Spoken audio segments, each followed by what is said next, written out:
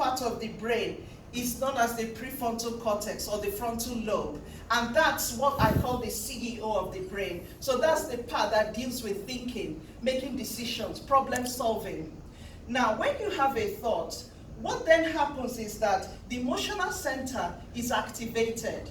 And what it does, the brain, the neurons go around looking for those connections. Okay, is this familiar to me? Okay, no, I don't know this. And what the function of the brain is to protect us. That's all the brain is trying to do. Anything your brain is doing it's just trying to protect you. So anything it's not aware of that is uncertain, it will see as a threat. If it knows it, fine. If it doesn't, it's a threat. For example, one of the main things that people are worried about or afraid of, some people could be setting up a business, some people could be public speaking. It just depends on what it is. But once it comes into the brain and it's not in one of those connections that it already knows, or it's a connection it knows and it has attached a meaning to it, yeah, it's triggered. And for example, in terms of something, let me give you an example. I was going to Nigeria recently to give a talk. And I told my cousins that I was coming to Abuja to do a talk because the Ministry of Petroleum were doing something. And then he then sent me a WhatsApp message with a list of about 5 things he wanted me to buy for him. They're not cheap either. And this is someone that doesn't call me, never messages me, doesn't even know my kids' names. We're quite close cousins in terms of relationship, but just never done. But suddenly I'm coming back with this long list, and I was furious. So my brain was already, see, the connections were going. What nonsense. So I'm his bank. You know, I'm the one that, it's when he needs something, he'll call me. And my brain, the brain is so creative. It came up with its own meanings. It attached all sorts of emotions. And then, meanwhile, in the process of this, one day I was driving to Chatham to do a talk, because I do some training at the University of Kent. And so I was driving, and then my phone rang. I was in the car. So I just answered. And I looked and it was him. And I said, this is enough is enough. I answered. And he said, good morning. Good morning. What is all this nonsense? I'm not buying anything. I'm only coming back for a few days. Why is it every time I'm coming, you people send lists? I'm not, just leave me alone.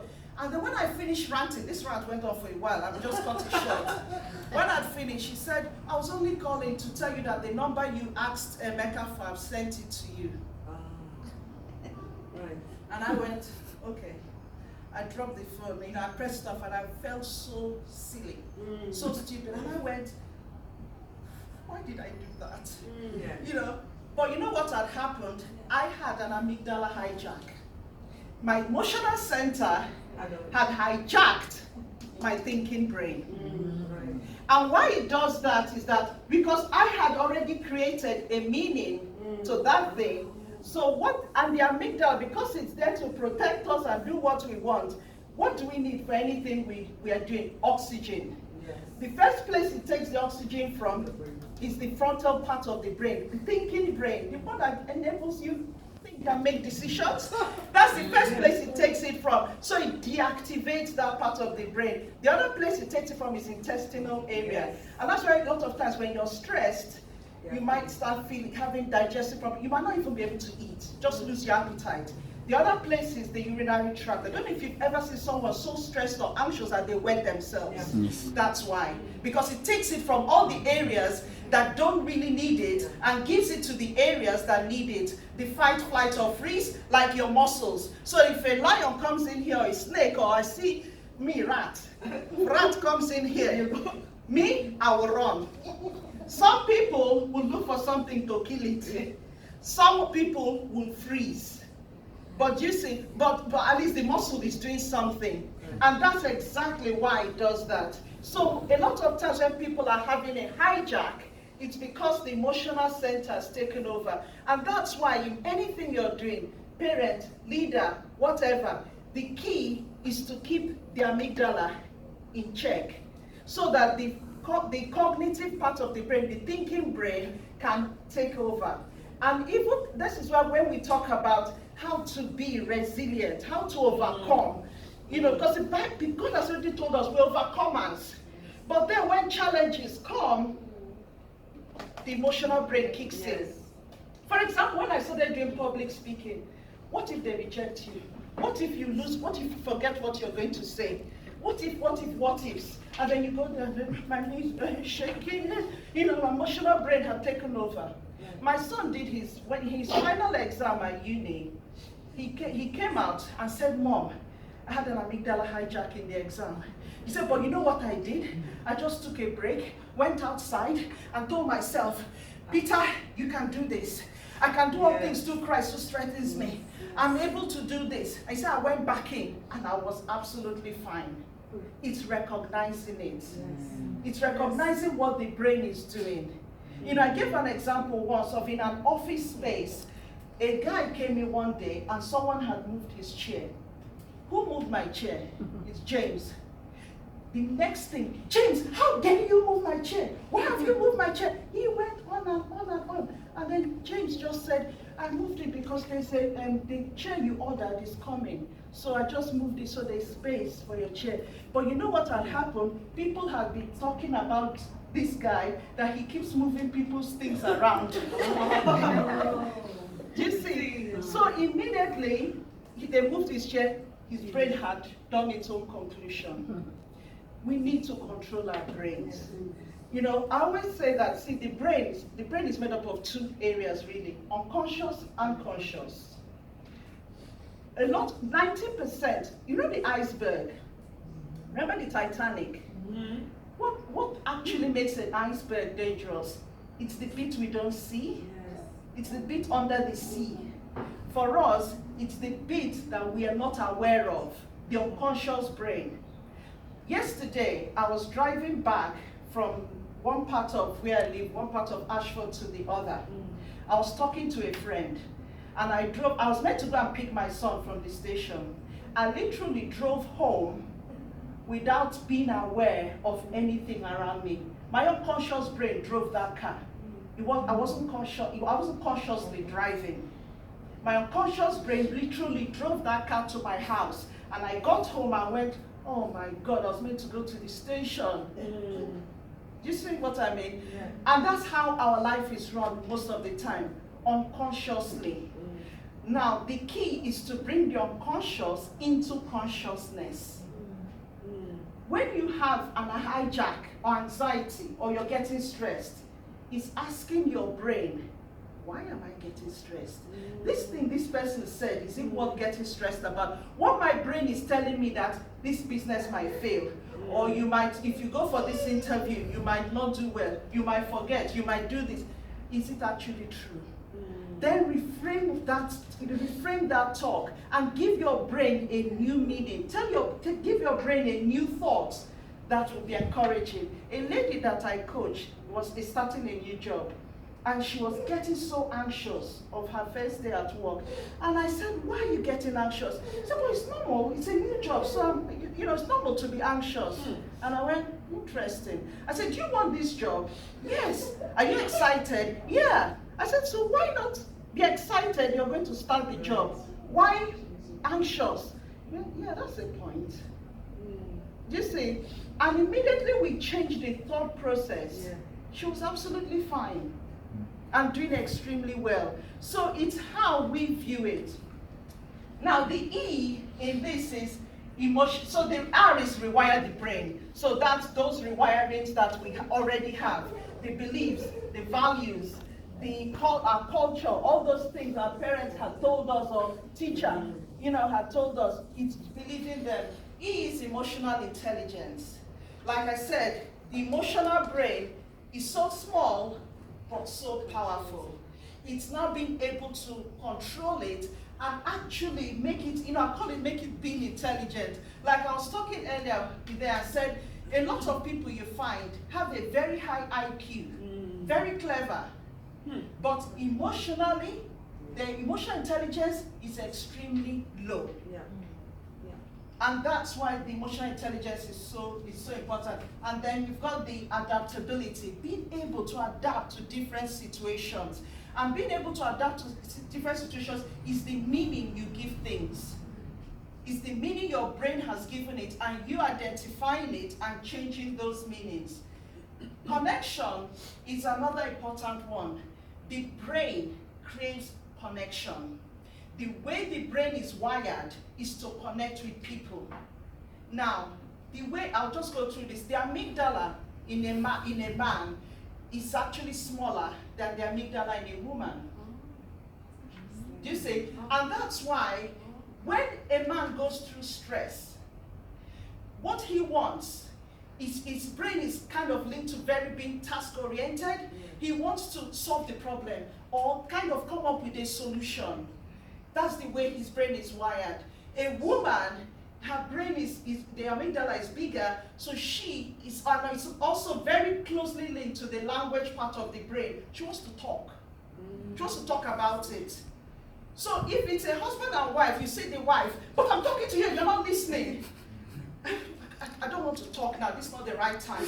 When will be the right time? We have a problem, let's deal with it. We'll talk later, not now. Can you see? It's being able to understand, because the woman wants to talk about it. And the other thing is that, and when she's in this process, the oxytocin in her brain is then activated. You see, so, and that's where the empathy comes in. So she wants to be with people, she wants to connect, but the husband, instead, his own is more deactivated. He wants to be alone. He wants that alone time. And that's the difference. And that's why I always tell, when I go into organizations and talk to teams, understanding the male and female brain creates so much, just makes so much, it makes life easy. Yeah. Because then you can use the best of everyone. So the brain craves connection, normally. And that's why you find that people that are lonely don't live that long. The brain craves, and when it's connected, the dopamine level is activated as well. And then, yeah, and then also the estrogen is activated. The brain craves connection. That's why we are social beings, basically. And you find some people just go to work just to be with people. You know, and let us kind of embrace that and help people and just understand. Then finally, is the transformation that then occurs when all this happens. So, this is the name of the program I run, but I'll just go through this. So it's rewired for high performance, the emotional intelligence, the adaptability, the connection, and then you've got the transformation that then occurs once you're able to get all these. And then, I won't do too much on leadership because Toby has done quite a bit. But I love this when he says leadership is more about what others don't see than what they see. What I mean by this is it's what's in the unconscious, because it's what's in the unconscious that drives our behavior. Yes. Yeah. It's the values, your beliefs, your mindset. All this is what then makes you who you are. Before, we believe that the way you are is the way you'll be for the rest of your life. Right. Now, science has shown what the Bible has been saying, that the brain can change. So that's where the whole neuroplasticity comes about. The brain is plastic, really. It means it can be rewired. The brain can change. So there's no way, you know, because when the principal gave me the maths department to manage, it's because the belief is that most people you talk to, I'm not good at maths. I can't do maths. And the more they believe that, that's the way they will be. I've got two boys, very sporty boys, extremely sporty. You know, any sports they're doing, they've actually done football to country level. You know this, very sporty. But in fact, this is interesting because Liz's sister knows about this. There was once we picked, Liz's sister and I picked up our children from the station. Boys were perfectly fine. Got into the car. And then the next morning, my younger son, David, got up. Mom, I don't know what happened, but my leg hurts. could you give me a note at school to be exempt from the swimming gala? And I'm going, what's wrong? He said, I don't know. So I was going, that's strange. When I picked him up yesterday, he was absolutely fine. And then my older son, Peter, just whispered from the side, there's a swimming gala on today. And then, no, because what David said is, give me a note to be all sports. Yeah. And I kind of felt that's unlike him. He loves sports. Then Peter whispered, there's a swimming gala on. So I went, I said, David, what's that behind you? Is that a spider? The boy, that is, he ran from one side of the hallway to the other. And I'm going, what happened to the leg? And he goes, oh, I don't want to swim. There's a swimming gala on. You know why? I don't swim. My boy started swimming at 4 months. There's no reason why they can't swim. But I always say, blacks are not good at swimming. I say it's the pounded yam. And the fufu is so heavy that when we get into water, we sink. And because I've been saying it, the brain subconsciously had absorbed it. So they believed that they're not good at swimming. And then it came out in reality. Any swimming gala, my David will be at the end, last.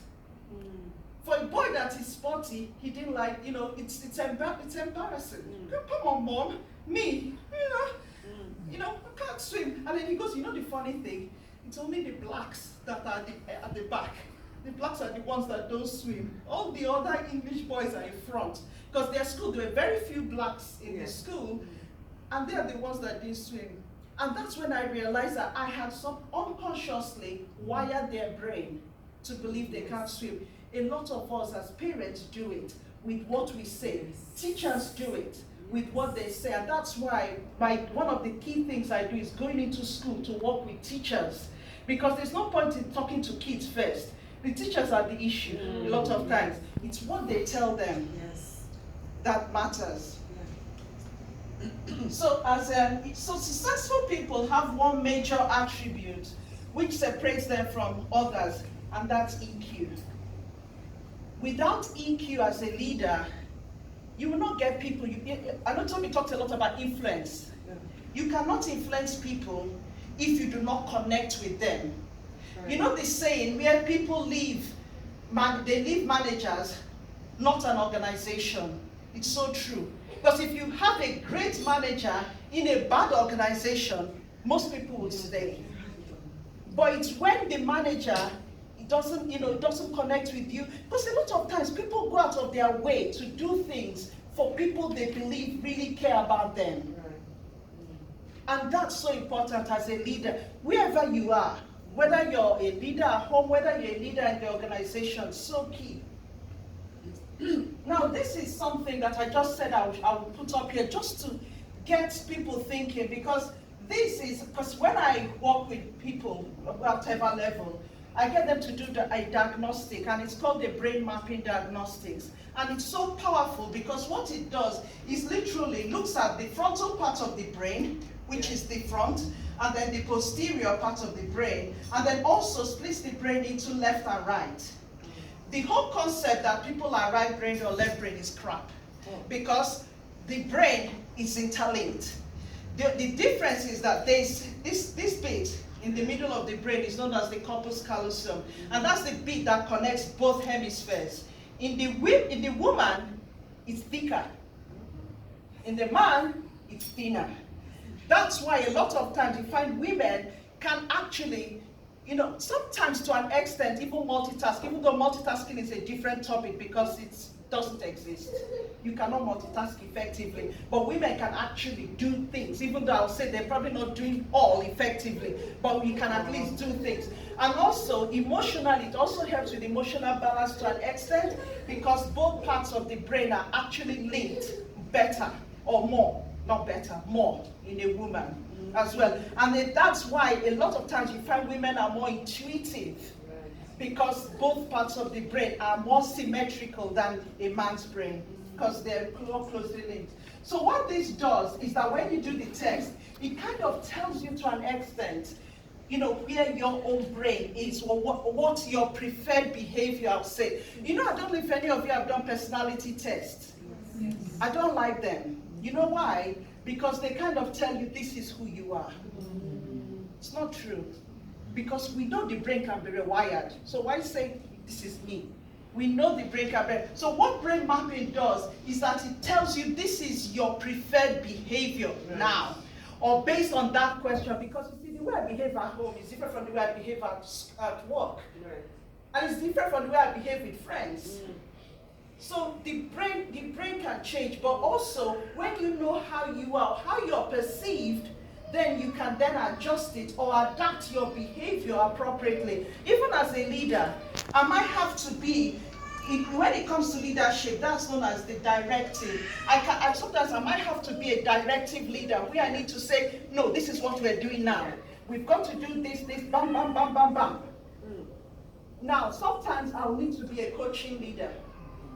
Do you see? But here, looking at individuals, this is more estrogen driven, which is the posterior right of the brain, because the right part of the brain is more estrogen, emotional. And because we don't have time, and I've gone into what causes depression and how you can actually, or even, when sometimes you just don't want to get out of bed when things are bad, but there are things to do to overcome that, because it's all biochemically driven. And then you've got this space, which is dopamine driven, which is the being creative, innovative. And you find that people that are more activated that way, most times you find that they're not finishers, which are these. These are the finishers, the organizers. This is more me. I can be quite visionary, and I can be quite direct. It depends on what I'm doing, but I'm not that. And I'm aware. So now that sometimes in what I'm doing now, I've got to activate that, but I've got to push, because I know that it's not naturally me. I know it's not naturally, and that's because of the way I've already been wired. But I can rewire. But there's somebody I'm working with that this is so him. So now what we're doing now is to now get him to be a bit of this, actually, because this is what he needs to be a successful entrepreneur. Because at the moment, he's a visionary, and but he can't finish. No, rather, it's his date and they can't finish. So he starts a project, and that's it, dumps it. And he wants to be an entrepreneur, but how can you start something and then not do the work to achieve it? But now, it's now that he's actually aware, and what you find, a lot of people who are this more, and I want to be entrepreneurs, they end up self-sabotaging or procrastinating. So they have all these plans, but then don't do. Yeah? So that's just a quick quote I've put down. It's not the strongest of the species that survive, or the most intelligent. It's the ones that are most adaptable, because that's what you need to be able to be more effective. I'm going to skip through this. And then, as women in particular, I think this is so important. A woman is strong, beautiful, and secure by the way she empowers and inspires others. Very important. And also helping each other up.